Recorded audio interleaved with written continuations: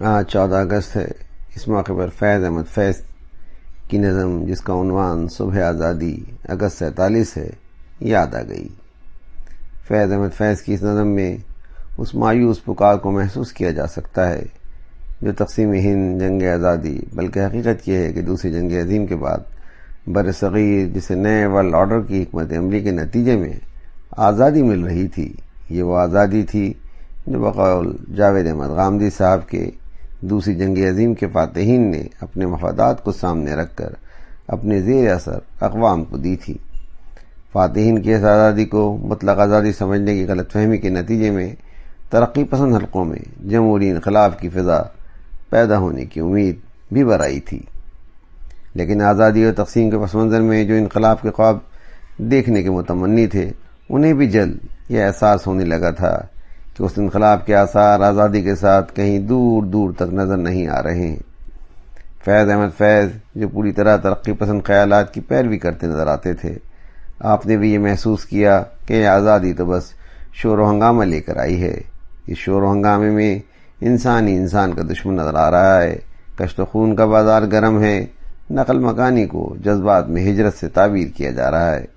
بے سر و سامانی کی عجیب کیفیت میں انسانیت دم توڑ رہی ہے۔ اس موقع پر فیض احمد فیض نے اپنے دل کو چیر کر رکھ دیا کہ یہ داغ داغ اجالے والی سحر ہے، وہ سحر حقیقی ابھی بہت دور ہے۔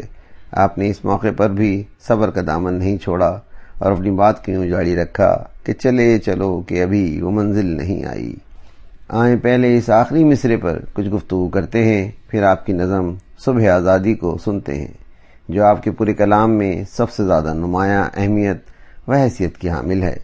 آپ کا پیغام سادہ ہے کہ وہ سحر جسے آزادی کی نوید کے طور پر دیکھا جا رہا تھا، وہ شب گزیدہ سحر کیوں ثابت ہوئی،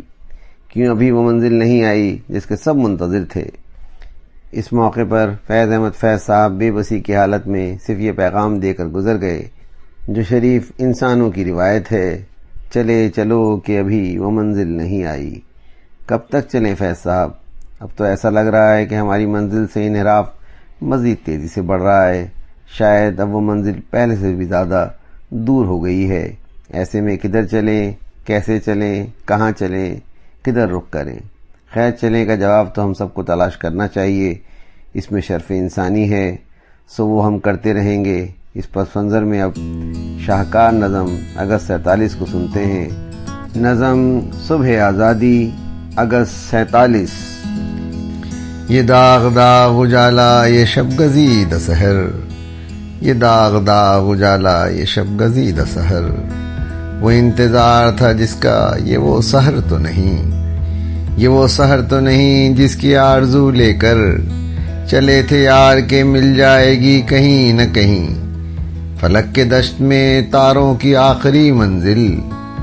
کہیں تو ہوگا شب سست موج کا ساحل،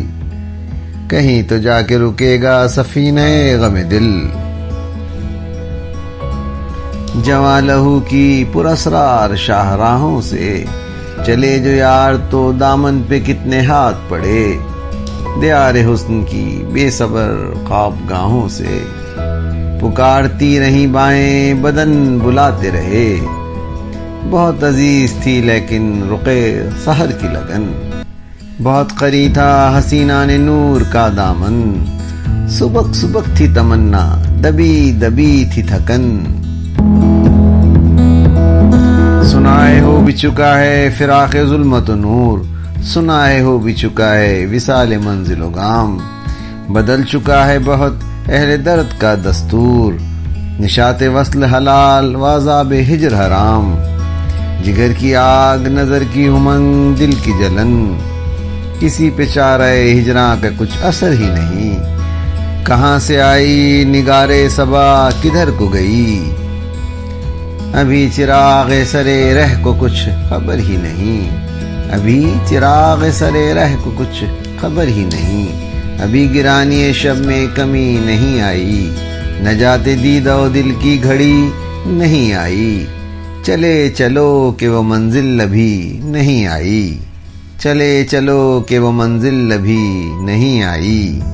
یہ داغ داغ اجالا یہ شب گزیدہ سحر، صبح صبح آزادی اگست 47،